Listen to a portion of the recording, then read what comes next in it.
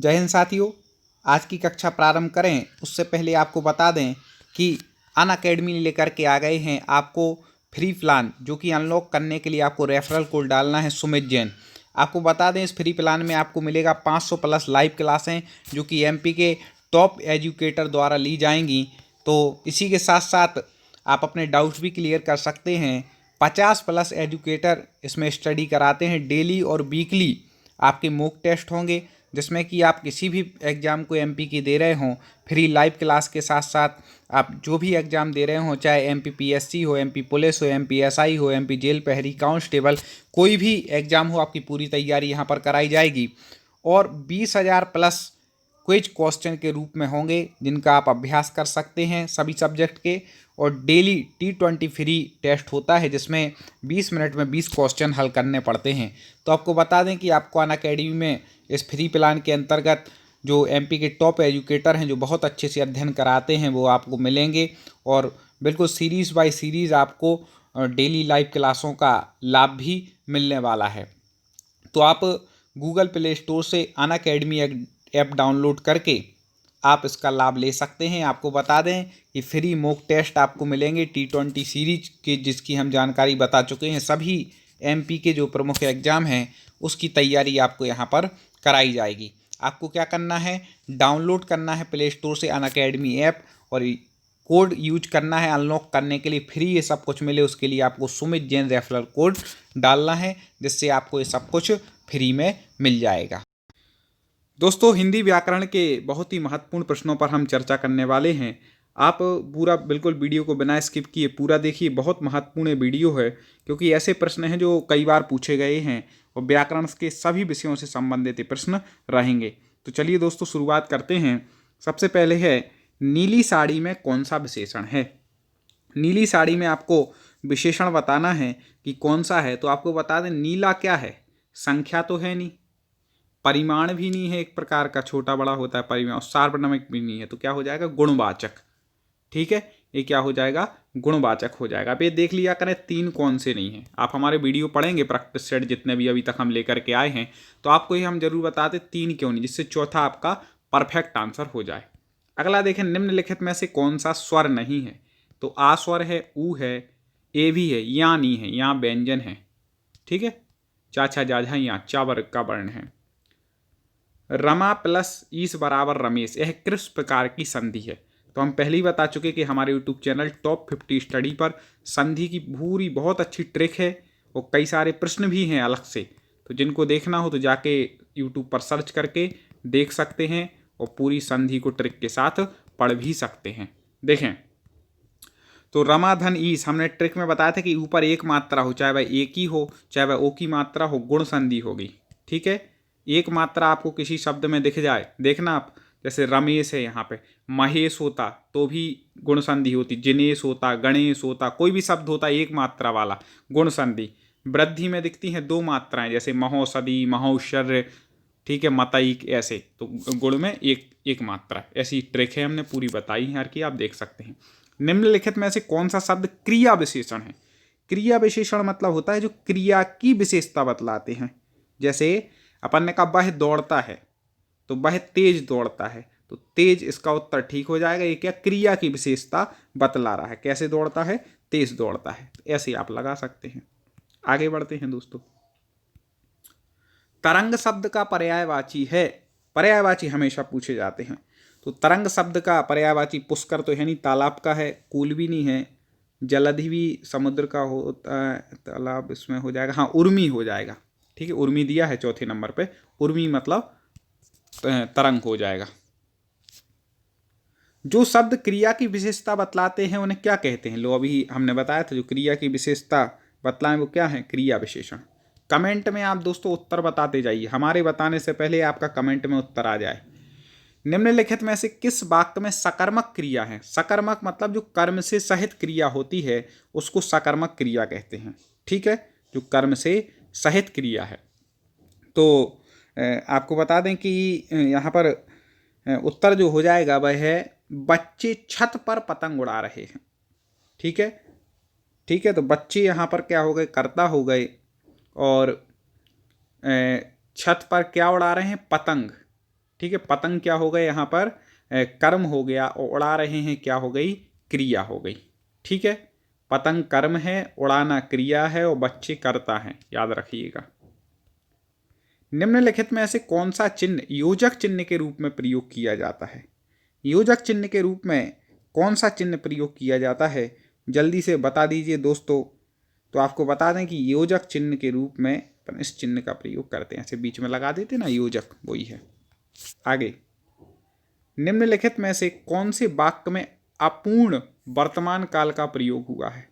पूर्ण नहीं, अपूर्ण वर्तमान काल का प्रयोग किस वाक्य में हुआ है?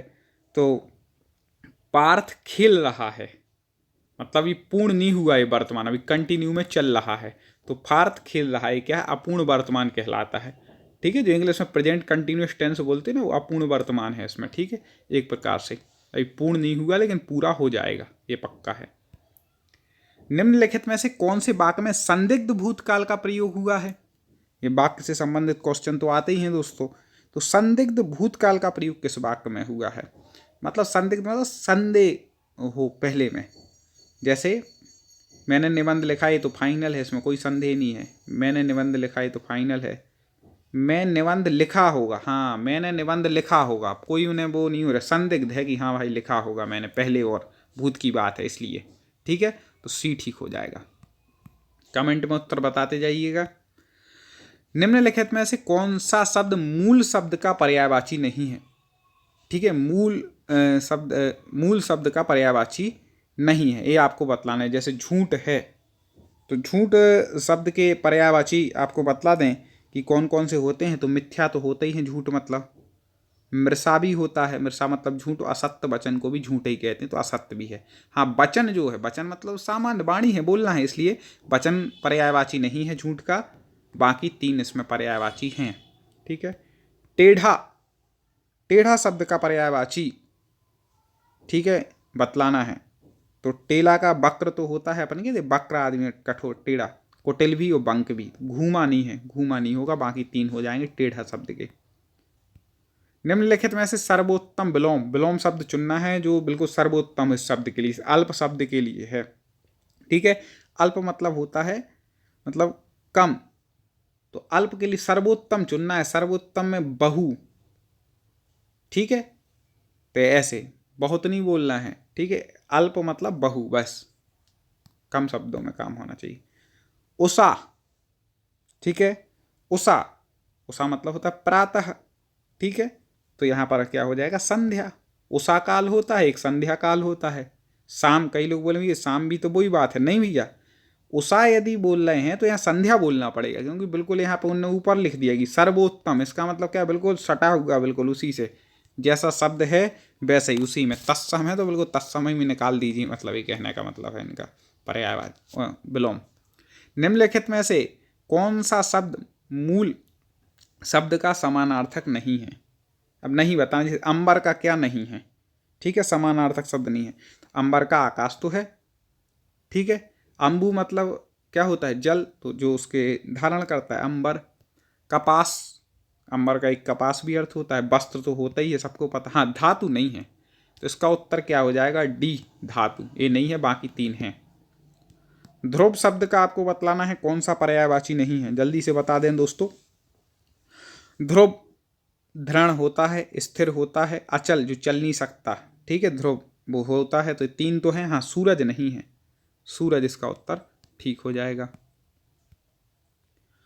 वहां कौन खड़ा है, वाक्य में सर्वनाम का भेद है। कौन सा सर्वनाम का भेद है, जल्दी से बता दें। वहां कौन खड़ा है, तो सबसे पहले तो आपको सर्वनाम आना चाहिए इसके लिए। तो अब कौन है, कौन कैसा सर्वनाम है, प्रश्नवाचक है, पता ही नहीं, पुरुषवाचक भी हो सकता है, स्त्री भी खड़ी हो सकती है, कुछ भी, लेकिन यहाँ क्या है, प्रश्नवाचक है भैया, कौन है, प्रश्न हो रहा है। ले चला साथ में तुझे, कनक ज्यों भिक्षुक लेकर स्वर्ण झनक में, अलंकार बताइए, जल्दी से बता दें कौन सा अलंकार है। तो आपको बता दें, ले चला साथ में तुझे, कनक ज्यों भिक्षुक लेकर स्वर्ण झनक। मतलब यहाँ पर एक प्रकार से बोले कि मैं आपको ऐसे साथ में ले जा रहा हूँ जैसे कनक ज्यों भिक्षुक, जैसे कनक कैसे ले जाता है अपनी भिक्षा, कनक जो होती है, कनक के दो अर्थ हैं, एक सोना भी होता है आपको पता होगा, और एक कनक आटा भी होता है। तो कनक जो भिक्षुक, जैसे भिक्षुक के आटे को ले जाता है, को लेकर स्वर्ण झनक।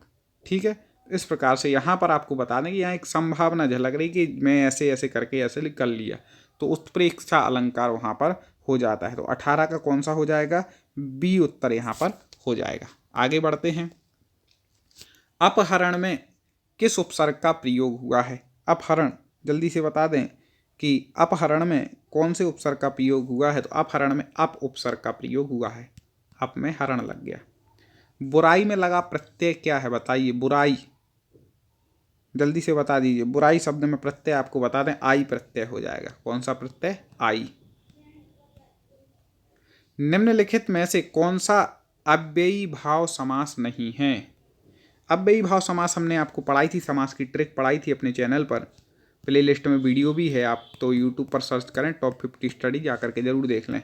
तो उसमें हमने आपको बताया था कि प्रथम पद क्या होता है, अव्यय होता है। ठीक है, वही प्रधान होता है।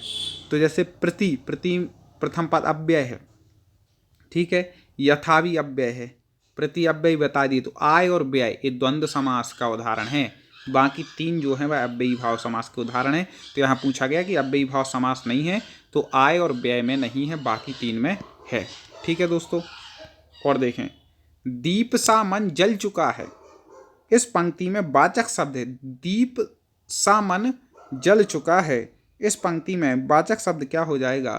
तो सा एक प्रकार से क्या है यहाँ पर, वाचक शब्द है कि दीप सा। इंद्रियों की पहुंच से बाहर हो, उसके लिए एक शब्द, वाक्यांश के लिए एक शब्द से संबंधित है कि जो इंद्रियों की पहुंच से बाहर, उसके लिए क्या कहते हैं? इंद्रियों की पहुंच से बाहर मतलब अतीन्द्रिय। ठीक है, ऐसे। आगे, निम्नलिखित में से कौन सा शुद्ध रूप है? शुद्ध रूप बतलाना है। अतिशयोक्ति कैसे लिखा जाता है?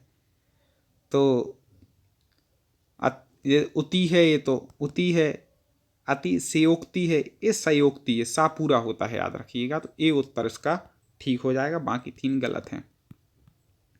आगे, वाणी प्लस औचित्य का सही संधि विक्षित होगा। जल्दी से कमेंट में उत्तर बता दें। वाणी प्लस औचित्य का सही संधि होगा, तो आप ये भी बता दें कौन सी संधि है।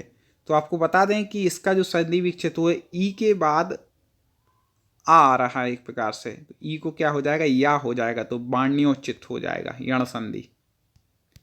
ठीक है, वाण्योचित हो जाएगा यण संधि में। हमने बताया था या के पहले कोई आधा शब्द आ जाए तो आपको क्या, कौन सी संधि लगानी है, यण संधि ट्रिक भी बताई थी, यहाँ पे आप लगा भी सकते हैं। वाण्योचित, वाणी प्लस औचित, ई के बाद कोई भिन्न स्वर आ रहा है, औ आ रहा है एक प्रकार से, तो इस प्रकार से आप लगा सकते हैं।